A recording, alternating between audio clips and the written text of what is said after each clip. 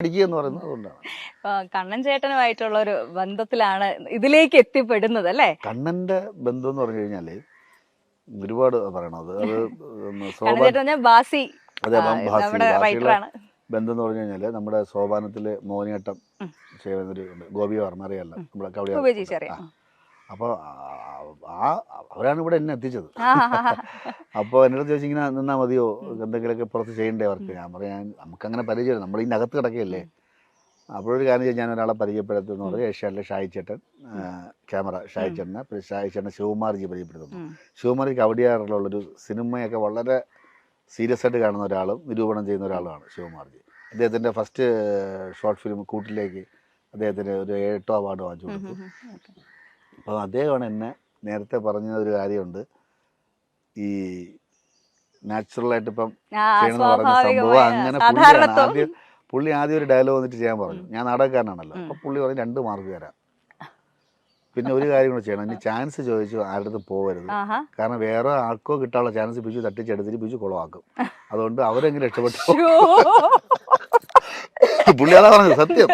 അവർ 2 mark ഞാൻ തരാം, അല്ലാതെ ഇത് ബിജുവിന്, കാരണം നാടകത്തിന്റെ അകത്തായി പോയി ബിജു തിരിയുന്നത് പോലും കണ്ണിങ്ങനെയാണ്. അപ്പൊ പിന്നെ എങ്ങനെയാ ബിജു? ഈ ഉപ്പുമുളക് ഇങ്ങനെ നമ്മൾ ഇത്രയും വർഷമായിട്ട് കാണുകയാണ്, ഇതിനകത്ത് പറയാൻ പറ്റുന്ന, അതായത് ഒരു അച്ഛനും അമ്മയും ഇത്രയും മക്കളുള്ളൊരു വീട്ടിൽ പറയാൻ പറ്റുന്നതായിട്ടുള്ള ഒരുവിധപ്പെട്ട വിഷയങ്ങളൊക്കെ എടുത്തിട്ട് അലക്കി കഴിഞ്ഞു. ഇത് എങ്ങനെ വിഷയം ഉണ്ടാക്കുന്നു, അതൊരു വലിയൊരു സംശയമാണ് കേട്ടോ. അതാ മനുഷ്യരാ, നമുക്ക് ഓരോ വിഷയങ്ങൾ ഓരോ ദിവസം വരും. ഇപ്പൊ എന്റെ വീട്ടിൽ തന്നെ കണ്ടില്ല, ഓരോ വിഷയങ്ങൾ വരും, ഓരോ ദിവസവും ഓരോ വിഷയങ്ങൾ വരും. അത് നമുക്ക് അതിന് വിഷയ ദാരിദ്ര്യം ഇല്ല, വരും. ഇപ്പൊ പുതിയ പുതിയ ആർട്ടിസ്റ്റുകളൊക്കെ വരുന്ന സമയത്ത് ഒത്തിരി പുതിയ ആൾക്കാർ ഒരുപാട് പേരുണ്ട്. അപ്പം അതിനനുസരിച്ച് തന്നെ നമ്മുടെ പ്രേക്ഷകർക്ക് ഈ കുടുംബത്തിലേക്ക് വേറെ ആൾക്കാർ വരുന്നതിനോട് ഭയങ്കര പ്രശ്നമാണ്. അത് എങ്ങനെ മാനേജ് ചെയ്യണം? വന്നാൽ അതനുസരിച്ച് നിന്നോണം.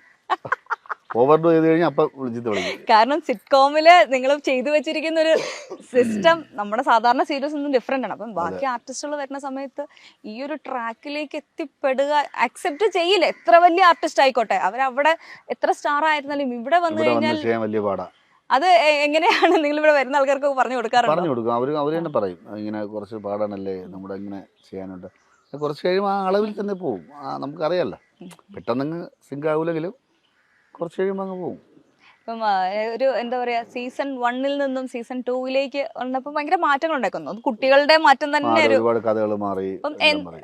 എങ്ങനെയാണ് ആ ഒരു മാറ്റം ബാലൻസ് ചെയ്ത് കൊണ്ടുപോകുന്നത്? അതായത് പ്രേക്ഷകനെ ഇഷ്ടപ്പെടുന്ന രീതിയിൽ എത്തിക്കണമല്ലോ അത്.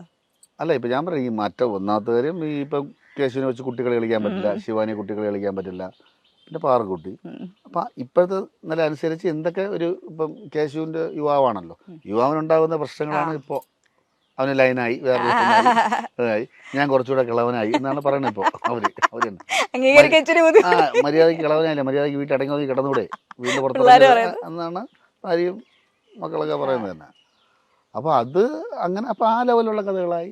പിന്നെ അതിൽ തന്നെ രസിക്കാനുണ്ടല്ലോ, രസം എല്ലാ ഏജിലും ഉണ്ടല്ലോ. അപ്പോൾ ആ ഏജ് അതിനനുസരിച്ചിട്ടുള്ള ഒരു മാറ്റവും നമ്മുടെ പ്രേക്ഷകർ അതനുസരിച്ച്, കാരണം കാലത്തിനനുസരിച്ച് മാറ്റം നമ്മളിൽ ഉണ്ടാവുന്ന പോലെ കഥയിലും. ഇപ്പോഴത്തെ പറഞ്ഞാല് അത് ഞാൻ പറയാനുള്ള വിഷയമാണ്. ഇപ്പൊ ഒരു വാക്ക് നമുക്ക് പറയാൻ പറ്റുന്നില്ല, നമ്മൾ പറയുന്നത് കഥയ്ക്ക് വേണ്ടിയാണ്, അല്ലാതെ ഒന്നും അല്ല. ഇപ്പൊ ഞാൻ നീരുവിൻ്റെ അടുത്ത് നിന്നെ അടിച്ച് റെഡി പറയാൻ പാടില്ല.